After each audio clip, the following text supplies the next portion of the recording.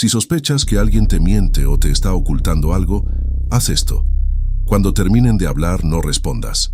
Míralos fijamente a los ojos. Mantén un contacto visual inquebrantable y guarda un silencio absoluto durante exactamente 4 segundos. Ni un gesto, ni una palabra. Aquí es donde hackeas su sistema nervioso. Al romper el ritmo natural de la conversación, el cerebro de la otra persona interpreta el silencio como una amenaza de exclusión social. Su amígdala entra en pánico y dispara una dosis inmediata de cortisol y adrenalina.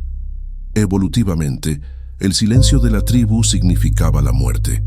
Su subconsciente no está incómodo, está aterrorizado.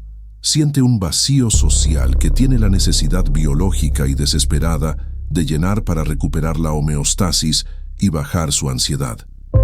El resultado: empezarán a hablar de más, se justificarán sin que se lo pidas, darán detalles innecesarios o cambiarán su historia para complacerte. En ese momento ya ganaste. La verdad sale sola cuando el miedo al silencio es más fuerte que la mentira.